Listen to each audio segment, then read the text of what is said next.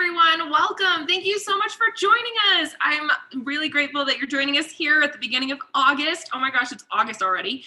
On Monday, August 3rd, on your Monday evening. Really sincerely, thank you guys so much for joining us. We are grateful that you continue to watch these live streams and connect with these authors and us on here. It really is very important to us. Tattered Cover is not able to physically be together as a community, but we're doing it together here virtually. So thank you guys again for joining us. My name's McKaylee. I work with Tattered Cover Bookstore, and we are here celebrating two authors, one book today, which is going to be amazing, and really just a fascinating discussion. I'm excited to talk about their journey and just how this came to be, because it's something I think a lot of people are really craving right now and very interested in. Just a couple of updates about the store so far. 3 of our 4 stores are open right now. That's our historic Lodo location, downtown, our Colfax Avenue store, and our Aspen Grove locations. Aspen Grove is open 7 days a week. Colfax and Lodo are closed on Tuesdays, but otherwise we're open 10 to 6. And if you guys come in with your masks, you can join us, which would be great. We also have disposable gloves for anybody who would like to use those as well, and hand sanitizer. So please come in, stop, shop, and support your local independent bookstore. We appreciate it. You can also always shop online. Tatteredcover.com is open 24/7. And we're still fulfilling orders, and that's thanks to you. So thank you for your continued support. Keep those orders coming. I know some people are looking to get their book lists for school ready. We can help you with that, as well as getting the book that we're going to talk about here today.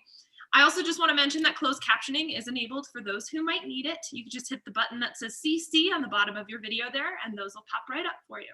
So I want to talk about the 2 authors that we've talked about here today. And we have Jordan Blashek and Christopher Haugh. This is my fault for not asking how to pronounce this, and he's going to correct me afterwards. Christopher Haugh. And so the 2 of them are friends who have written this book, Union, together, a Democrat, a Republican, and a search for common ground. And that's what we're going to be talking about today. So just to give you a little bit of background about them, Jordan Blashek is a businessman, military veteran, and attorney from Los Angeles, California. After college, Jordan spent 5 years in the U.S. Marine Corps as an infantry officer, serving 2 combat tours overseas. He holds degrees from Yale Law School, Stanford Graduate School of Business, and Princeton University. Jordan is based in New York, where he invests in entrepreneurial efforts to grow the American middle class as a part of Schmidt Futures, a philanthropic initiative founded by Eric and Wendy Schmidt. Christopher Haugh is a writer from Kensington, California. After graduating with highest honors from the University of California, Berkeley, Chris attended Oxford University and started speechwriting as an intern in the Obama White House. He went to join the U.S. Department of State's policy planning staff, where he served as a speechwriter to the secretary. In 2018, Chris graduated from Yale Law School, where he was a Yale journalism scholar. Chris is based in San Francisco Bay Area in New York. So we've got them coming coast to coast for us, meeting here in the middle in Denver, and I'm going to ask them both to join me now. So here is Chris and Jordan.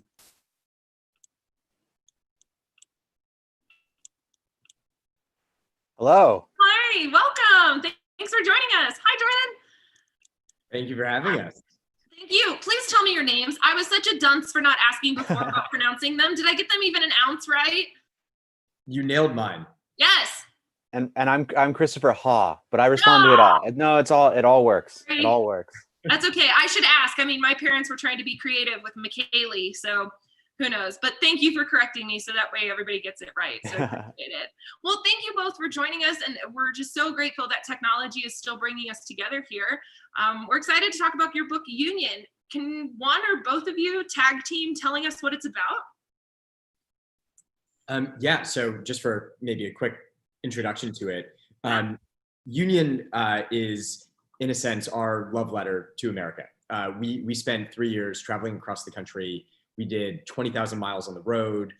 We hit 44 states. We were meeting people from all across the country. And we came away really just in awe of the people we met and what we saw. And this book is meant to capture that. It started off as a project between 2 friends. Like, we had no initial agenda. We just wanted to kind of deepen our friendship. We were new friends at Yale Law School. And around 2016, when we met, it seemed like a Republican and a Democrat were not supposed to be friends. Everything was so heated with the election. And at the end of our first year at law school together, we decided to hit the road. And on the road, we just found that we could have these long, beautiful conversations. We could see the country a little differently, and the noise turned down. And so as we headed into 2017, we decided to get back out on the road again. And then we did it again and again. And this book is the result. Go ahead. Absolutely. Sorry, I was going to just jump right in. And it didn't really become a book, and especially not that love letter to the country, until our second road trip when we went through the Southwest. And perhaps ironically, that love letter sort of developed out of going to a Trump rally. We decided that to try to find common ground, to try to understand one another during this particularly polarizing time, that we had to go straight into politics. And so we went to this Trump rally, and we ended up seeing the same thing. So we were blown away by the fact that we would whisper over to one another, "Hey, did you hear that? That sounded like X." And we'd say, "Yeah, that's exactly how I interpreted that too." And that was true inside the rally as well as outside. Of course, tear gas started flying. There was a little bit of violence in the street right after that. So in that moment, we said, look, we saw the beginnings of common ground here. We saw some dialogues going on the side of the rally and outside between BLM supporters and rally goers. Jordan and I saw the same things, which was really encouraging. But it was in that moment that we decided, you know what, we got to go hit the road. We got to go see things other than politics. We need to go find values in our culture that aren't just I'm blue, I'm red, let's yell, but instead are much more deeper, much more sort of universal, or as close to universal as we could get. Well, I love hearing that journey, that it started out as this organic friendship. So how did you meet? You say Yale Law School, but what was the meet cute? How did you two run into each other? How did that happen?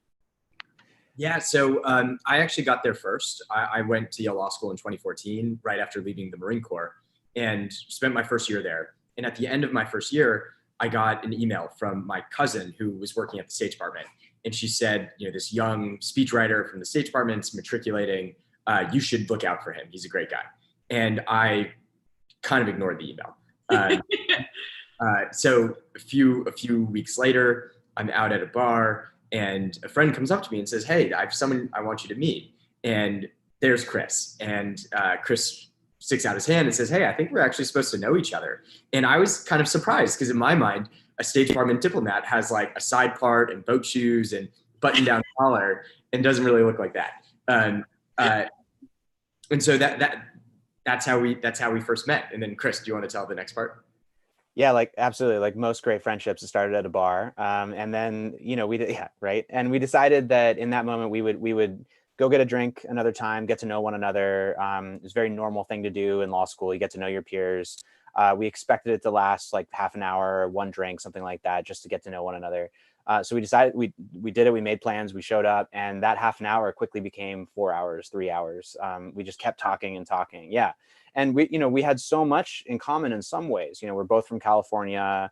We're both obsessed with, the great literature and living adventurous lives. We talked about our strong mothers and their influence on our young adulthoods. And there was just so much there, and there's so much to talk about, especially in 2015, because this was before the election really got going. This was before it sort of felt like there was this schism that was going on, and that it would be so strange to be friends. And I think we were also primed for it, because we both came out of institutions that sort of privileged a higher purpose than, say, partisan politics. Jordan served next to Marines who were Democrat, Republican, disinterested, all the above. And I was at the State Department, where diplomacy was above all else. Sometimes I didn't know whether I was working with a Democrat or Republican. We didn't talk about that. So we were primed for this kind of conversation. And it wasn't until we got closer to the election that it really became a friendship of debate, of battle. And we could almost chart it, because our conversations became more intense, less about understanding, more about point scoring as we got closer and closer to the end of the year. And that's when Jordan, one night, again at a bar, apparently this is our story, leaned over. Students, yeah. Totally makes sense to me. Right, right. Almost a survival mechanism. Exactly. Thank you. You understand us. But he leaned over, he tapped me on the shoulder, and he said, "Hey, do you want to go on a road trip?"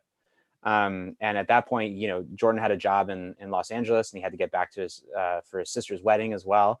And my summer job didn't start for a couple of weeks. So I just said, you know what, that sounds great. And so on this lark, we decided to go out on the road for the first time.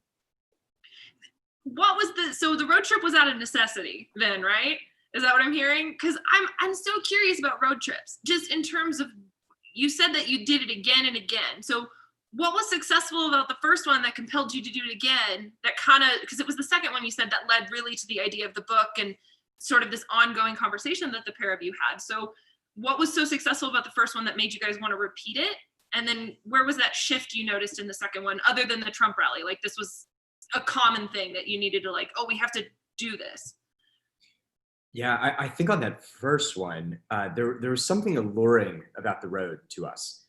Chris grew up with a mother who had done multiple cross-country road trips, and he had heard stories of that growing up.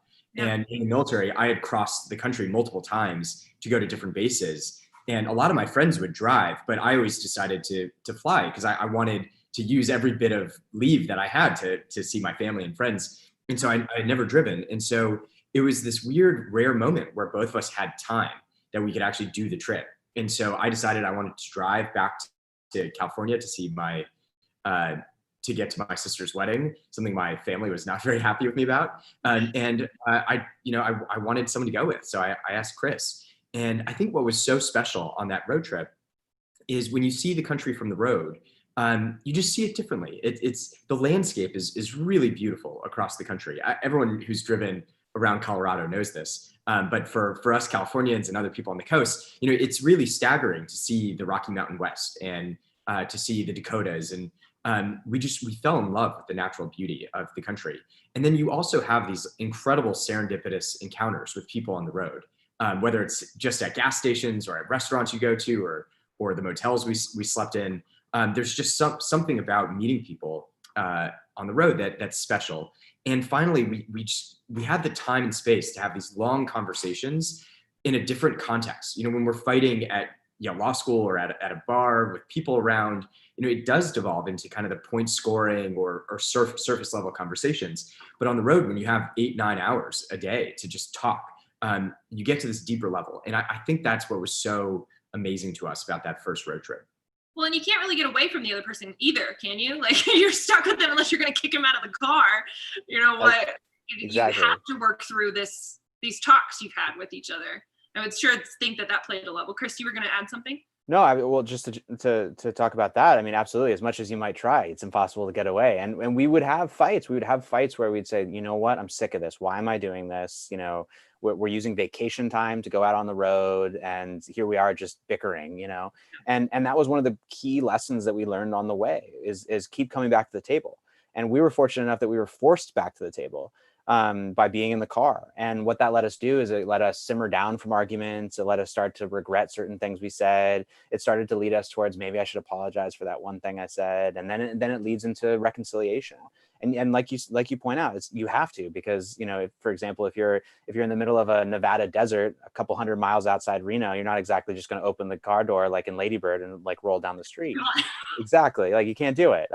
We thought about it, but we didn't do it. Being forced to do that, we learned that, wow, there's really an arc to this. You can go from almost total disagreement on something where you think that the person is entirely not a good negotiator on this point, to seeing, wow, this person really knows, this best friend really knows something here that I'm discounting or I'm not taking seriously, and maybe I should actually listen, and maybe I should learn, maybe I should come to this more humbly next time. And I think that was one of the major gifts of the road, is that the ability to talk.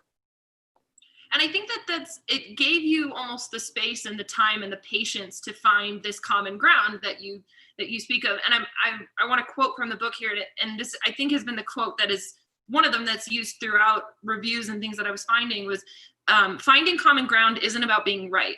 It's about laying a foundation to argue passionately while respecting the other side. It's not about getting to agreement, but getting to the point where disagreement isn't reason to pull away. And so I'm curious if you could talk about, defining common ground and what that means to the two of you, and maybe if that definition changed at all, and why it's important for you, why it was important for the both of you, and also why you believe it's important for opposing sides in general to find it. Yeah, so I think when we first started these trips, I was the optimist going into it. I thought we would find hopeful signs for America everywhere we went. And even more, I wanted to convince Chris of that. It was important to me that Chris see the country the way I saw it. And Chris was more of a skeptic. He thought we would see signs of the country coming apart. I think he was influenced by a lot of the news stories about the opioid epidemic and problems with racial and social inequities across the country. And so he expected to see that. And I think he wanted me to see those things too. And that's what we set off on the trip with. And as a result, as we saw things, we were often trying to convince the other person of our side. And in that kind of argument, we found that we never fully listened to the other side. It was only when we developed this layer of trust and learned how to talk with each other better that we realized like the other person really has a view and a set of experiences that were enriching to us, to each other, and helped us fill blind spots that we had and taught us something that we didn't previously know. And it doesn't mean it fully changed our mind, but it did expand our worldview and allowed us to have much more enlightening conversations over time. And that's where we learned this lesson that getting to common ground isn't necessarily about agreement. There are a whole bunch of issues we're never going to agree on. And what we decided was that's actually okay. What really matters is that we could disagree, and we could even disagree passionately. And that's not a reason to pull away from each other. That's the real common ground we found. And to us, the big lesson of the trip. Chris, what would you add to that? Yeah, absolutely. The Common Ground is our project and we care deeply about it, and it's not everyone's, but we think it should be more people's because it, like Jordan said, it really changes your worldview. It gives you a chance to better understand your own beliefs, which is a really powerful thing to have happen. I mean, I like to say that Jordan has made me a better liberal, and I would like to say vice versa for Jordan. I hope I made him a better conservative because we point out our blind spots. We like Jordan was saying, we offer new information. We can sharpen our arguments with one another. And I think that's just a better way to go through life. I mean, if you're a searcher, if you want more information, if you want to better understand, then you need to take on other ideas and you need to wrestle with uncomfortable ones. So yeah, I mean, I think Common Ground, it has not made us, the same thing. It has not sent us to the polls. It has changed us, but it is not about convincing necessarily. I really appreciate that. And you guys convey that well in the book. Did that same cordiality, that's not a word, but that same appreciation come into the writing process when you did eventually decide, hey, this is an amazing journey and adventure we went on. It needs to be documented. Did you guys adopt that same when it came to actually physically writing the book? This is a fun one. So we really wrestled over how to tell this story because there's two of us, and we did see many things the same way, but we approached them very differently. Sometimes we disagreed on what happens, which is only natural with memory. And so we decided to start by bouncing between voices. And it started with, I'd write a chapter, Jordan would write a chapter, and we'd go like that. And then we're like, maybe that's a little, it'd be great to get my thoughts on the Trump rally, not just yours, et cetera, et cetera. Then we tried doing it section by section. So, I would describe something and then we jump to Jordan's voice and then vice. And what we say is that it started to read like bad Faulkner. So we decided to scrap that. Sorry. That's a lit joke for everyone. That's a good joke. Yeah, nice. And so we decided to scrap that too. And where we settled was this third person plural. Jordan thought X, Chris, coughed into his elbow. We, went left, whatever, or right, as the case may be. And we settled on that because we wanted it to read like a novel. We wanted you to be aware of, what I was bringing into a situation, what Jordan was bringing into a situation, how it changed us internally, but also about our conversation. So we wanted you to be in the car and also in our heads. And so that's why we settled on that. It made for, often some disagreements on how to say things, but we're fortunate in two regards. And one is, we would often settle on the lowest common denominator, and the lowest common denominator is usually clear. It's usually simple. And in my experience, that's always the better kind of writing than, I like to describe mountains 17 different ways. And, Jordan, got us down to one. And Jordan is a brilliant mind. He wants to get into these really beautiful, big think ideas. And, we get into them at the right time. So we're able to sort of help each other in that way. And so I think that that really benefited the project. How about for you, Jordan? Yeah, absolutely. One of the funnier parts of it though was when we were writing about some of our fights that we had in the book. Sometimes we would get like a little agitated all over again, and a little prickly with one another as we were kind of remembering what it felt like to be in that fight. And I think Chris only realized much later why I was like a little more aggressive on the phone when we were talking about this. So that was interesting. I think another important thing was, we did these trips and we learned so many valuable lessons from them. But actually a lot of our real insights came from the writing process, where we were sitting there going back and forth, trying to digest what these experiences were and talking about them every day as we were wrestling with getting stuff on the page. And a lot of our kind of like deeper thoughts came from that process of engagement with each other, as we really did reconcile, like, hey, this is what we saw on the road. Like, how do we feel about this? How do we interpret it? How can we convey this to other people? And that was an incredibly important part of the experience for us. You talk about moments, that you reflected on in the writing process, and I'm sure that you had to go through a lot of this because this is 3 or 4 years of road trips that you had to get down into a book. But I'm curious if any moments, you have great characters. I hate using the word characters because they're real people, obviously, but in the book, as which you give us, the people that you meet, were there any stories maybe that you wanted to include, like ones that just stick out in your head that you really wish could have been there? And there are some such vivid ones, like I'm thinking New Orleans and Detroit and Maine, some of these great ones. Was there something that was like, oh man, if we only could have had 10 more pages? That's a really good question. Thank you. Yeah, the answer is absolutely, and it's about choice. And it's, I mean, one, I would say it's a little bit of a funny one in our context, which is early on in the book we get pulled over in Idaho, and I'm driving. I'm going a little too fast. Sorry, Mom. She's definitely listening. And the guy, the police officer comes up to the window. And to make a long story short, he's just so confused by who we are. I have a DC license at the time. Jordan has a California one. The car is registered to Jordan's grandfather in New York. We're living in Connecticut, but we're from California. None of it makes sense to him. He's interrogating me. He pulls me out of the car, interrogates me in the truck. He's got way too many shotguns for one person, and he starts saying, he says, none of this makes any sense. I don't understand.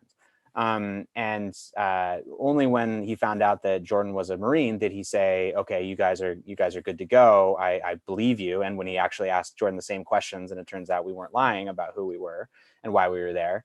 And that's really, I mean, for the purposes of the book, this really sets us off to say, like, why do we not understand one another? Why are we not able to communicate even who we are, the essence of who we are, once we get, outside of our comfort zones? The story that didn't make the book, I don't think, actually, maybe I'm just totally forgetting, and Jordan, you can call me on this, but the next day we're driving through Daniel, Oregon, and Jordan's at the wheel, and he decides to pass a tractor trailer, and we get pulled over again. And the cop comes to the window, asks for our materials, is puzzled again, and says, none of this makes any sense. And Jordan and I have the same thought, which we don't verbalize, but that's exactly what the last cop said. But we kept our mouth shut. And of course, that's in this day and age, those are pregnant anecdotes. And it kicks us off into these much longer conversations about, what that would look like if we look different, say. But that's definitely a story that I think, if we had a few more pages, might have made the book. Jordan, do you have any? Or I know that's one of your favorites too. You have some time to think. Do you got one? I might have stepped on your story here. No, that was a great one. The first manuscript was twice as long as the book ultimately was. So we went through these gut-wrenching rounds of cuts. And the director's cut. And luckily our editor, Vanessa, had this savagely beautiful red pen, and she helped us out a lot. But we left a lot on the cutting room floor, and that was really tough. I think, a few images that come to mind, there were these 2 incredible musicians on the street in New Orleans. They were banging on pots and pans and doing this really interesting, it was a violin, electric violin, and then pots and pans. And it was so beautiful, and they were so enwrapped. And Chris and I remember standing there watching them, just thinking, like, this is the most incredible thing I've ever seen. And then we turn around and there's like 100 people behind us who who came up, and we had just been 2 when we first showed up. And that was like this beautiful moment to us. And yet we found no reason to include it in the book. And there are a bunch of things like that happen on the road that are they're powerful for us. They mean a lot to us, but unfortunately we couldn't capture it in some way. Yeah, no, especially taking music and trying to put that into a writing medium sometimes is a little bit more difficult to get that experience. But so what I'm hearing is that there's like some film adaptation maybe, and if somebody's listening, but it's I'm just really fascinated by America as a character in this book, and the fact that you're able to, like, the settings that you guys have and how far you traveled, we're able to show such diversity within America. Tourism in Maine was one of my favorite sections in that part. And so I'm curious if obviously there's going to be a lot of unexpected moments in the book and through writing with it, but if there's something that maybe that really touched you, or something that you just had no notion of any of it before, and one of those serendipitous moments taught you about it, was there, and it can be in the book or not, but I'm curious if there's something that really just hits you and sticks with you when you think about this journey that you went on, a moment like that. Yeah, well, I love the way you talk about the American landscape as a character, and very, very much so. Yeah, we do say that it was kind of the third character in the car with us was the landscape. And the beautiful thing about writing a book with a speechwriter is that he has an incredible way of capturing the American landscape in beautiful prose. So all the beautiful descriptions of the landscape comes from Chris. Okay, good job. I think the thing for me, one of the serendipitous findings on the road that was actually hard to learn was in Tulsa, and we have a whole chapter on Tulsa. It's one of our most powerful experiences on the road. But when we got there, we learned about the Tulsa Race Massacre, which happened in 1921. It was this horrible event in American history that most people don't know about. Maybe now they do, but certainly Chris and I didn't know when we first got there, because it's not taught in history books, and stories about it have been suppressed for a long time.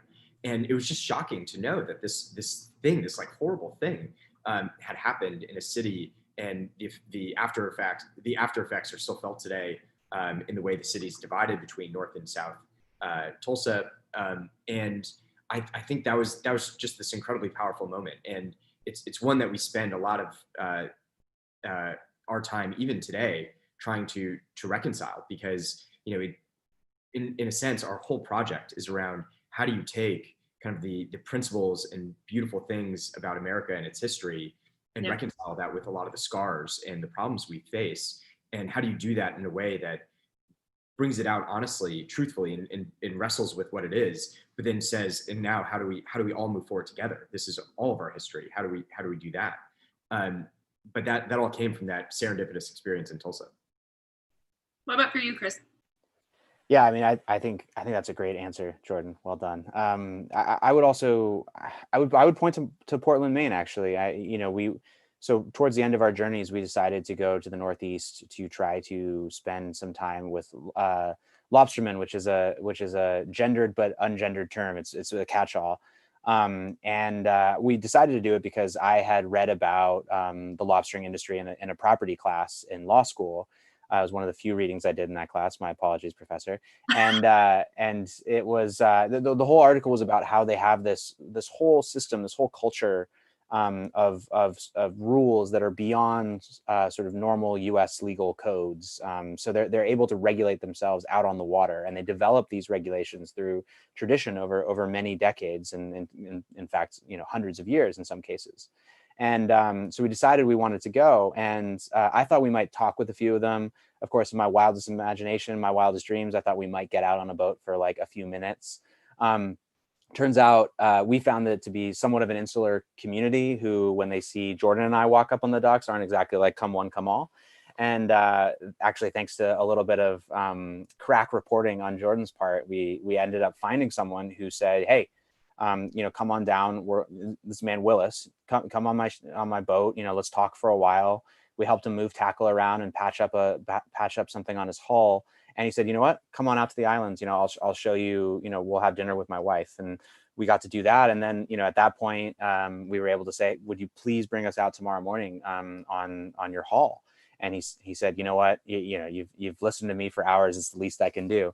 And so he took us out, and we managed to spend a whole day out on the water with Willis. And the reason this comes up is it comes to mind after what Jordan just talked about in Tulsa, is that he did a lot of talking about how when he was young, you could find lobster and cod pretty much everywhere. It's almost as if you could just like reach into the water and pull up a cod. And that had progressively changed over the years due to overfishing. And he was conflicted over this. He had worked tooth and nail. He said, look, he was pointing out that this was happening, and he wasn't heard for many years, is what he told us. And eventually, the industry got the lesson and changed, but maybe too late. And he was saying that he was seeing cod coming back now, and he never thought they'd be coming back. And he taught us this really important lesson about tradition and heritage, in that, you can have these amazing parts of your heritage and these codes of conduct out on the water that don't require taking someone to court, and how to behave out there, but they can also have your downfall written within them. And telling our history, thinking about history, you have to be able to take the good and leave the bad. And between Tulsa and Willis, and that's sort of where we started to reconcile our two viewpoints. You can't ignore what made me a skeptic, but you certainly can't ignore what made Jordan so optimistic as well. And so we settled on hope. Well, I think that's a really great transition into this last question before we go into Q&A. So anybody that's watching, there is a section on where you're watching on YouTube where you can type in any question that you may have for Chris or Jordan, or both of them. But I want to ask, you talk about hope, and I think that's a really great thing to leave with this book. Is that one of the main things that you hope people take away from it? Or is there's obviously a multitude, but what do you really hope people get by reading this book? Yeah, we finished the book by saying that hope is where we found union. And the reason we do is because we spent 3 years looking at the country through both of our sets of eyes. And at the end, we walked away with the same feeling, that we had seen all the problems we face as a country, but we also saw all these people who were working so hard on the ground to solve them. And they were hopeful. They felt like they could succeed. And for the people closest to the problem to have that feeling, like, how could we not have that feeling? And so we walked away from all these trips, not necessarily agreeing on the answers to the various problems, or finding that we shared the same views on policy issues, but we did find that we were both hopeful. And so that was where the sort of message of union landed, was in this idea that, together we can solve these problems and make the country better. And what's more hopeful than seeing all these people most affected who are doing it themselves. So that's our message to the country, and what we hope people take away from it. Anything Chris? you want to add to that, Chris? No, per usual, Jordan said it best. But I mean, I guess I will say that the other part of that is that we just want people to understand how complex this country is. Like, when you get out on the road, it's very hard to say, I know what's right, because when you're confronted with how diverse this country is, by the many ways you can live a life, an American life, it's very hard to say, I know what's right, you're wrong, and not sort of come at it humbly. And so we're really hoping that by reading this book, you'll take away this message of hope, but that you'll also kind of come to your fellow countrymen and women, and just sort of understand that they're very different, but they also share these beliefs and these experiences, and that between those two traits, you can find a lot of common ground. Well, thank you both for this first part of the conversation. The conversation is obviously going to continue with anyone. Like I said before, you have questions, please just type them in the chat option that is right next to your screen there. One to start with is, what drove you both to law school in the first place? That's a great question. Jordan, should I start first? Should I fumble this one first? Yeah, no, I came to law school. My mother is a lawyer. My godfather is a lawyer. I was raised by lawyers. I have deep appreciation for. I'm sorry. I'm kidding. They are too, actually. If you were to ask them, no, they very quickly and early on taught me the importance of that education, the way it regiments your thinking. I ended up coming to it kind of kicking and screaming. I had been in government. I wanted to be a journalist, and I thought I need some sort of expertise. So why not go to this law school place that I've been hearing about since I was tiny? And I ended up meeting Jordan. So I'd say it's all worth it. My story is kind of similar. I was leaving the Marine Corps. I wasn't entirely sure what I wanted to do, but the GI Bill pays for 4 years of school. So I decided to take advantage of it. And law school seemed like an intellectually exciting thing to do. And kind of knowing that I didn't want to be a lawyer, it gave me a lot of freedom to explore and to figure out new ideas and careers that really spoke to me. And it definitely lived up to that. I enjoyed it a lot because I got to meet Chris. I got to do these road trips and write a book. And I really did get to engage in these incredible debates about the Constitution and the laws that govern life. And someday I hope to go back into government. So I think it was a great preparation for that. Nice. Do you think polarization has gotten worse in this country since your road trips? And if so, is there anything that we can, if so, why, excuse me, and is there anything we can do about it? I think it's a more complex answer. If we go back to 2017, it felt like the country was about to unravel and that we were careening towards civil war.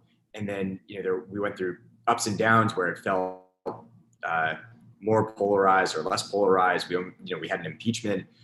We've had so many ups and downs over the last 4 years. And even in the last 5 months, we've had moments where Chris and I felt like there was almost complete national unity. In the first month that COVID broke out, we were watching people all across the country just jump in to try to help, whether it was scientists running to racing to go find a vaccine, or people in their local communities trying to bring food to elderly who couldn't go outside. There was all this engagement, and that was uplifting. Even 6-7 weeks ago, after the murder of George Floyd, we felt that in the immediate days afterwards, there was almost unanimity across the country that this was horrible, that something needs to be done. We have to change things. And so there was real unity at various points. And yet our politics has this toxic element to it. And every time that politics enters the scene, it does drive us back into our camps. So whether on COVID or Black Lives Matter, we keep seeing that over and over again. And so the fact that we're heading into an election, I think, makes politics all consuming, and therefore we are getting more polarized. Now, I think there's a coda to this, which is we saw across the country, and data bears this out, that the American people really want to be brought back together. There's this great poll by More in Common that shows that 94% of people say they want a leader who could bring us back together. And the people we met on the road express that often. And so we think there's this big latent desire to want to overcome this division. And it's not going to be easy, especially in the next 6 months, but we think it's possible. Chris, what would you add to that? Yeah, I would only add that, I think that, our project is about how a friendship can last in this day and age. It's not necessarily about whether or not our politicians in Washington or Sacramento or state houses across the country are going to be able to get along anytime soon. I think they face, in part, they're the cause of their own troubles, but they also face a fair number of other sort of larger factors, like how we elect our leaders, the way our media is designed, social media. I mean, there's just so much going on. But I think it's the same sort of argument about every vote counts. And I think I agree with that. I think that if we can all get out and try to do this, try to talk to the family member who you haven't spoken to since Trump got elected, or the friendship that was starting but never got off the ground because of politics, that there are ways to have that conversation, and there are ways to find common ground. And that maybe if we all try this, that is something we can do immediately to try to deal with some of the worst toxic elements of our politics. And it might sound like a very, very small thing in the face of so many difficult aspects of our political climate right now. But if we all try it, and if we all engage in it, then we might be able to move the needle. So what advice do you have then for people as they engage in conversation with people whose beliefs or views differ from one another? Yeah, we have a few ideas that we've sort of gleaned from our own experience. There's a lot of really smart people working on the sociology and the psychology of how to have these conversations. And we've had events where they've talked to us about it. And I'm like, that sounds amazing. But what we learned from 3 years and nearly 20,000 miles, I hope has some relevance. And I'll throw out a couple, and then I think Jordan has a couple to add as well. In terms of like larger strategies, we were fortunate in that we were able to keep coming back to the table, which is what we talked about earlier. But we were also able to change the context dramatically. So when you're in a car, that's very different than being at a political rally or being around a dinner room table that you fought at before, and you have learned behavior there. Or when we were in a truck with Pete Mylan, who's the truck driver who we spent time with, we're not at a rally, and like he might be wearing a "Make America Great Again" shirt, and I might have long hair and earrings, but you naturally try to find this human way of interacting when you don't have a script, when you don't have a talking points in front of you. And the car gave us that. Again, like total serendipity, total dumb luck. But that was something that the Volvo gave us. And yeah, so Jordan, do you want to add a few? I don't want to bogart them all. Yeah, so 3 other quick ones that we learned on the road. The first was anytime we entered a conversation trying to convince the other person, it never went well. There's actually science that shows when someone challenges you or brings facts that disagree with your worldview, you're actually more likely to retrench. And so that was true for us. If we were trying to convince the other person, we would just enter these tit for tat arguments where we weren't even listening to the other person. We were just waiting so we could score our point. And instead, if we entered a conversation saying, hey, Chris might actually know something that could enrich my own worldview. Maybe I have a hole in my own knowledge or a blind spot. And so I actually just want to know what Chris thinks and hear his experience. We're able to have much more productive conversations. Second, we tried to drop our political labels and stop talking about personalities and policies. So if we talked about Mitch McConnell and Nancy Pelosi or Donald Trump and Hillary Clinton, the conversations like ended up into these, well, she did X and he did Y, and well, who was like more at fault or less at fault. And that's actually not really productive. If instead we said, take for instance the issue of voter ID laws. If we said, hey, what are the values we both care about? And started there, identifying the shared values we both really believe in, then we could have a great discussion about, okay, how do we make this real? So with voter ID laws, the 2 values we both care about are electoral security. We want to make sure that everyone who's meant to be voting is voting, and we're not seeing interference from other countries. And we also care about access to the voting booth. America is built on this idea of participation, and we want to make sure that everyone who can participate is, and there's no barriers in the way. And we have no disagreement on those values. It's in the prioritization of them or the best way to achieve them that we might disagree, but those are okay disagreements, and we can learn from each other on those. So we always try to find the shared values as opposed to talking about the specific personalities at play. And then lastly, we learn to look at each other not as Republicans or Democrats whose views are motivated by ideology or dogma, but instead as people with powerful lived experiences and identities that have led us to the views we have. So I could look at Chris as a journalist and say, I understand why you're skeptical. Like, you want to go see something on the ground before you take my word that America is this great, incredible country. And vice versa. If Chris looked at me as a Marine, he could understand why I felt very strongly about the United States being viewed as morally good. So we learn to find those experiences and identities that are more powerful because it leads to respect as opposed to just sort of the natural antagonism that political tribes leads us to. Well, I thank you both for that. I think that was really helpful, and because there's something to be said for the 2 of you who have already accomplished it, of this finding common ground with each other, but there are people that are still trying to find that, establish that, start that conversation. So thank you both for that advice, and thank you for this book, truly too. Chris, you looked like you were about to unmute yourself. Do you want to add something? Oh yeah, I was just gonna say too that like one thing that we really tried to do in Union was show how messy and complicated and difficult this can be. I mean, we left our fights in there. In fact, we sort of shined a light on them because we wanted to say, like, it took us 3 years to get here, and we're still learning every day. And it's okay to make mistakes. It's okay to apologize. It's okay to yell a little bit and then make up for it later. You're gonna have to do that. This is messy. And so, I just hope that if you hear these and you like these ideas, that that like these weren't bestowed upon us. Like, we had to earn them, and it took making mistakes in order to get there. So is there anything else that, I'm sorry, please go, Jordan.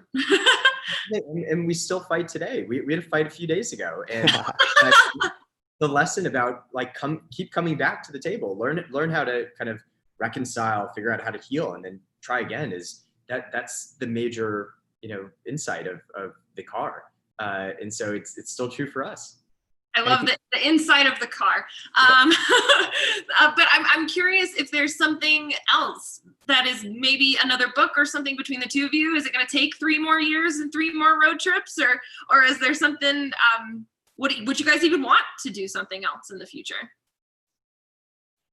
I think I'd be very lucky to do something else with Jordan. I would love to do something else, and I hope he feels the same way. I think we'd love to write another project, and because we're still settling on what it might look like, and it might be down the road, and you never know, it might never happen. But I like to give a riddle instead of an actual answer, which is, I think if we were to do it again, we definitely would want to get on the road. We definitely want adventure to be at the heart of it, and I think we'd either go east or we'd go south. Nice. And the only thing I'd add is, even if this book sold 2 copies to our 2 mothers, it still would have been worth it, because we had a great time together, and the road trips themselves were so enriching.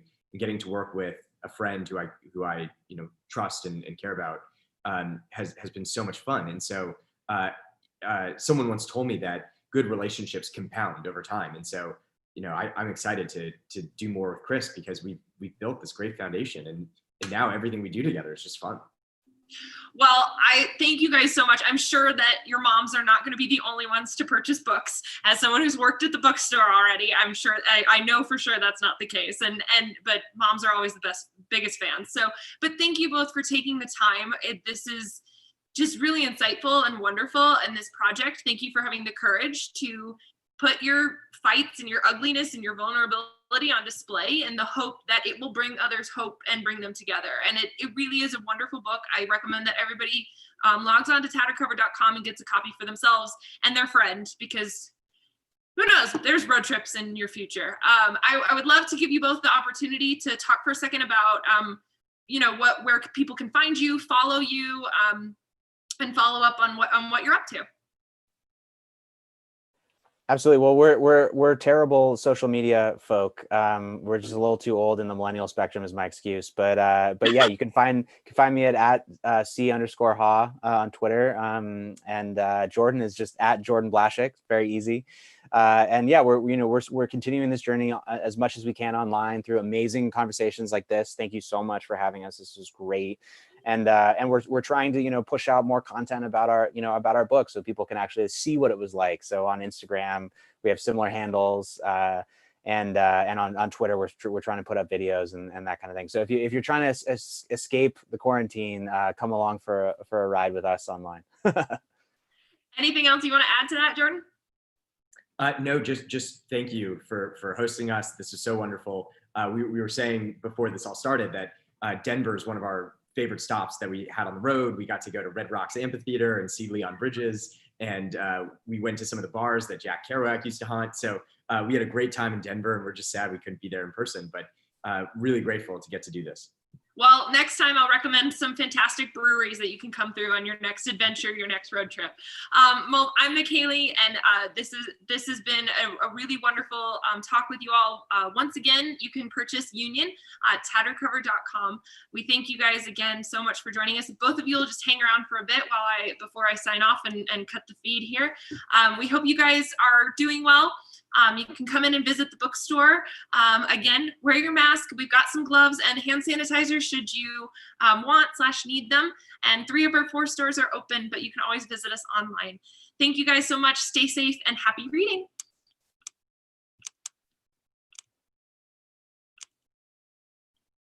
And we're out. Thank you both.